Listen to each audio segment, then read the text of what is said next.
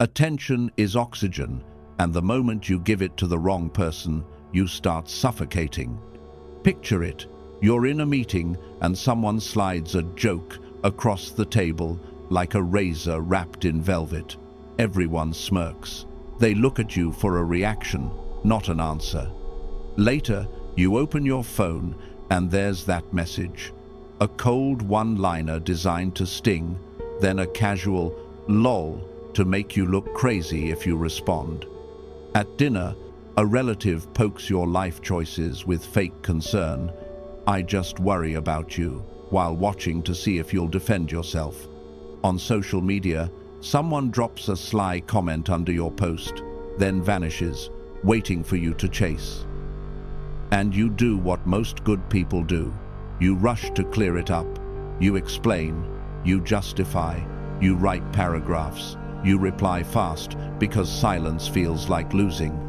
You try to be fair, mature, reasonable, and somehow, every time, you walk away with less power, less calm, less dignity. Meanwhile, they walk away fed, lighter, smiling, because they weren't after truth, they were after your attention. You feel it in your body. Heat rises in your chest. Your jaw tightens. Cortisol spikes. Your mind starts rehearsing speeches you'll never deliver cleanly.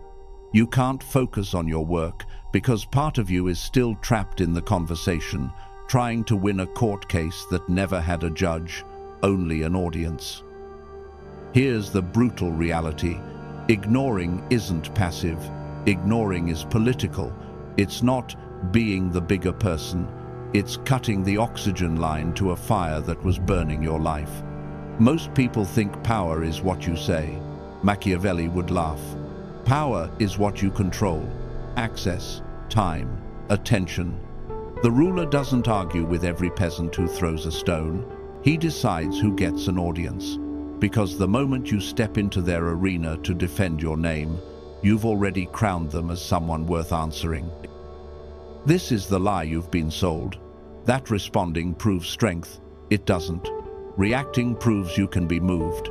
If a person can poke you and get emotion, they can steer you. If they can bait you into explaining, they can make you look guilty.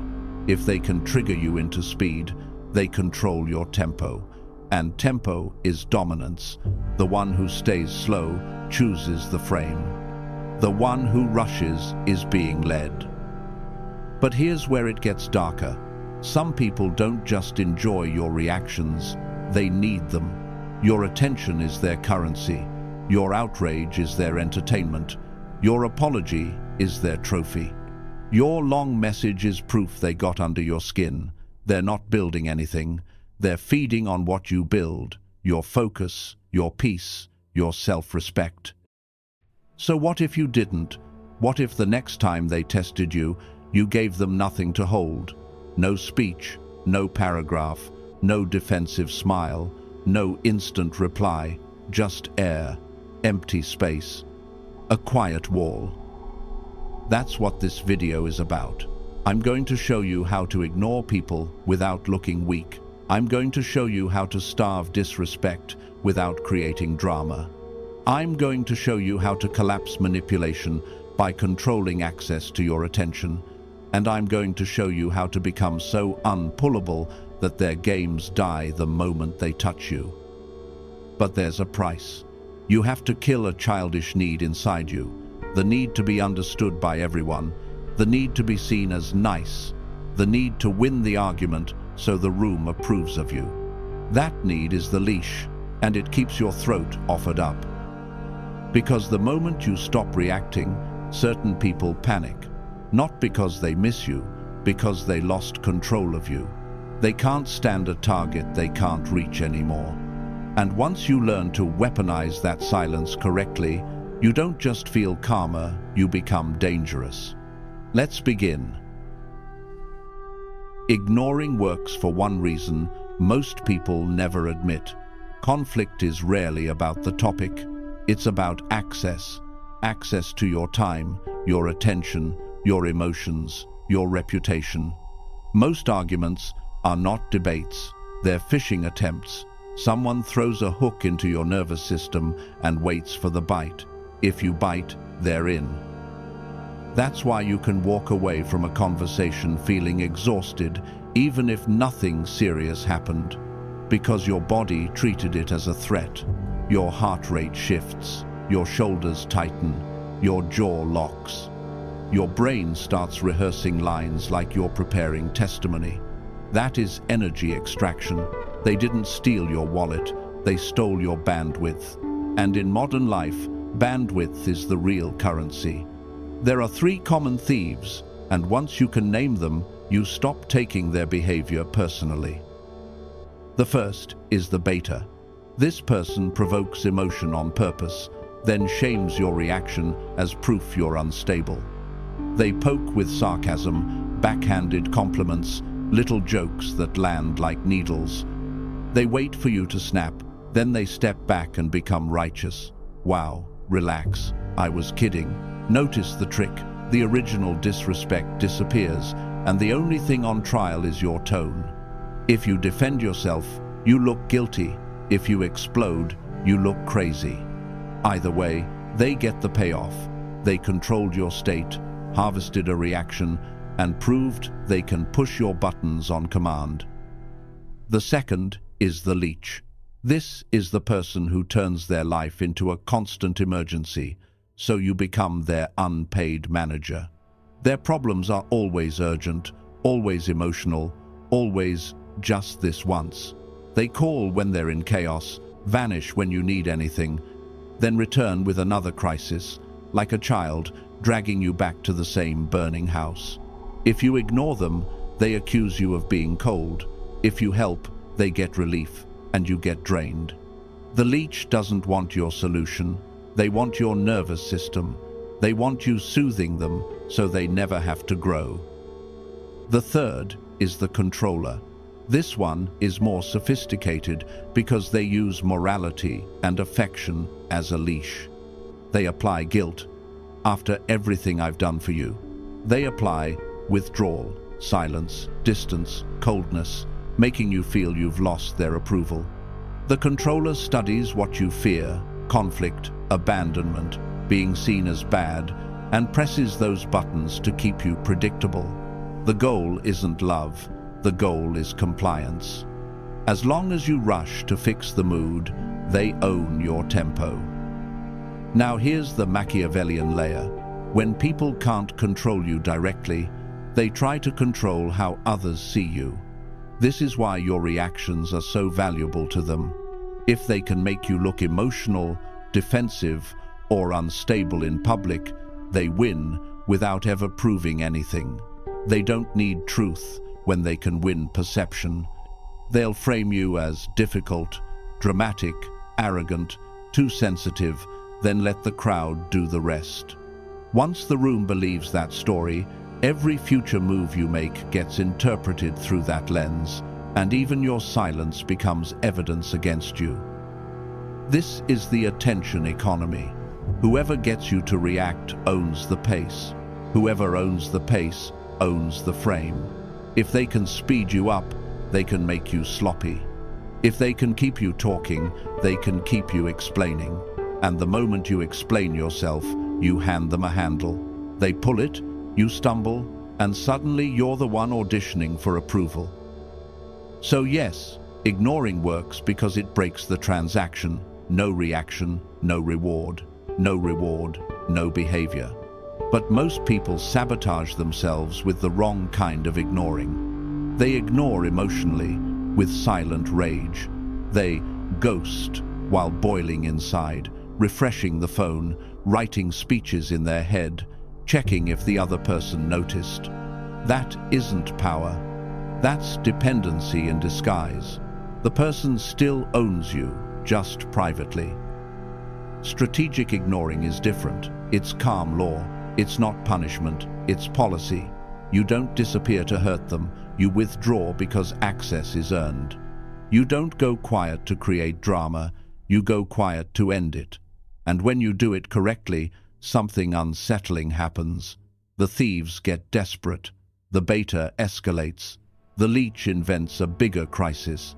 The controller turns colder, then sweeter, then colder again. Because your attention was the oxygen line and you just pinched it. That's the open secret. The moment you stop feeding the wrong fires, you start seeing who was only there for the heat. When you stop supplying oxygen, the fire reveals its true size, and most of it was smoke all along. And once you see that, you stop asking, "How do I explain this better?" You start asking, "Why am I granting access at all?" That question is the beginning of ruthless power. Here's the protocol, not the soft, ignore them and glow up fantasy. This is ruthless, ignoring, the kind that starves manipulation while you stay calm, clean, and untouchable. Rule 1. Delay is dominance. You don't reply fast. Speed is submission. Urgency is how they hook your nervous system and drag you into their tempo. So you build response windows. You decide when you check messages. You decide when you answer. If someone throws bait at 11:7, you don't twitch at 11:8. You let the urgency die on the floor. When they realize they can't summon you on demand, the power balance shifts. If it's reasonable, you reply later. If it's disrespectful, you don't reward it at all. Noted. We'll talk later. Or silence. And don't confuse delay with avoidance. You're not running, you're controlling pace. If they double text, you don't sprint. If they call 5 times, you don't pick up in panic. You decide. You always decide. The person who controls the tempo controls the outcome. Rule 2. No emotional paragraphs. Long explanations are handles. Every extra sentence is rope they can wrap around your throat. The manipulator loves your sincerity because sincerity produces material. So your language becomes short, flat, and closed. Not doing that. Not available. I'm not discussing this. Understood. Notice what's missing. Justification. Justification invites negotiation. Negotiation invites control. A boundary with a speech is a boundary you're unsure about. A boundary with a period is law. Rule 3. Ignore the hook. Answer the logistics. Most attacks come dressed as emotion. Wow, you've changed. So you don't care anymore? Must be nice to think you're better than us. That's not a conversation. That's a hook. You don't bite it. You answer only what's practical, if anything. A co-worker tries to provoke you in a meeting. Maybe you should explain to everyone why you messed this up. Old you defends your character. New you returns to the task. The deadline is Friday. I'll send the updated file by 3.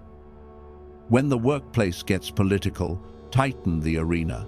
Don't clear the air in hallways where rumors breed. Push things into structure. Send that request in email. Confirm the deadline in writing. Let's keep this on the agenda. Paper is disinfectant. It removes fog, removes theatrics, and forces the beta to either become professional or look unstable. You're not being petty. You're removing their favorite weapon, ambiguity. Now watch it with a friend who trauma dumps, then guilt trips. I guess I'll just deal with it alone, like always. They're buying emotional labor with shame. You don't buy it. You keep it clean. I can't talk tonight. Or, I hope it gets better. Then you stop. If they escalate, you're a terrible friend. You don't rush to prove you're good. You let the accusation hang in the air like smoke. People who use guilt as currency hate a calm refusal. That's why it works. Rule 4. Selective visibility.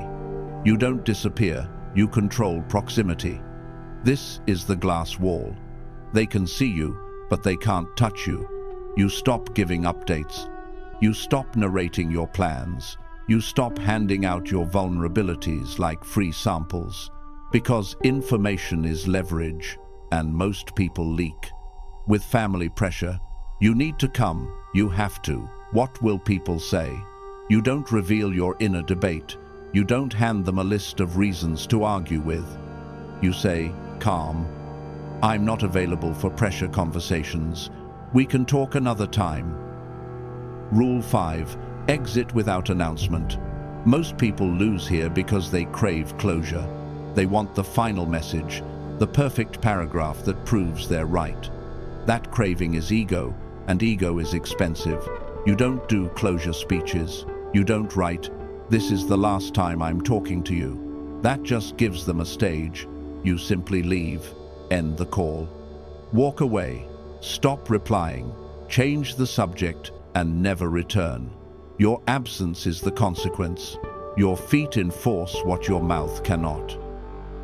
Apply it to a partner who tests you with silence, jealousy, or baited accusations. Who was that? You're probably talking to someone else. The hook is to defend, to reassure endlessly, to beg them back into calm. You refuse the frame, you go slow. We can talk when it's respectful. If they punish you with coldness, you don't chase warmth like a starving dog. You continue your day. You stay consistent. Consistency makes their tactics collapse because inconsistency is what they were farming.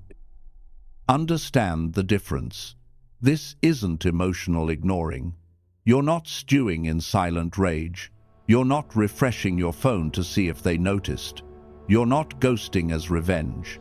You're enforcing policy with a steady hand. That's why it feels cold to people addicted to access.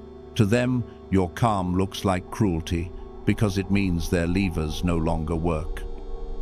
Here's the part nobody warns you about. When you master this, some people escalate before they quit. The beta gets sharper. The leech invents a bigger crisis. The controller becomes sweeter, then crueler, then sweeter again. Starvation exposes addiction. They'll try one last big push to get a reaction, because a single reaction restores the old system. Don't give them that receipt. You don't need to win the argument. You need to end the pattern. Your calm is the weapon, and your absence is the blade. If you must respond, respond like granite. Slow, factual, brief. Their drama starves. Your reputation stays clean, and your nervous system stays yours alone. Good. Let them try. Now you'll recognize it as a tantrum from someone losing access. And once you stop feeding it, the truth surfaces. The people who respect you will adjust. The people who need to control you will reveal themselves. Ignoring is not avoidance, it's sovereignty. Most people treat attention like spare change. They give it to anyone who jingles the cup loud enough. An insult, a guilt trip, a suspicious question, a petty jab in public. And then they wonder why they feel drained, why their days feel heavy, why their confidence feels unstable. Because you can't build a life with your mind constantly kidnapped. Machiavelli understood the simplest law of power. Dependence makes you controllable. If someone can summon your emotions on command, they own a piece of you. If they can pull you into their drama, they set your tempo. If they can bait you into explaining, they turn you into a defendant in a courtroom they built. That's why the ruthless move isn't to win the argument, it's to remove the arena. And here's the paradox you'll notice the moment you do it. When you stop chasing, people start adjusting. The respectful ones will tighten up, their tone improves. Their behavior becomes clean because they can feel consequence. The addicted ones will escalate.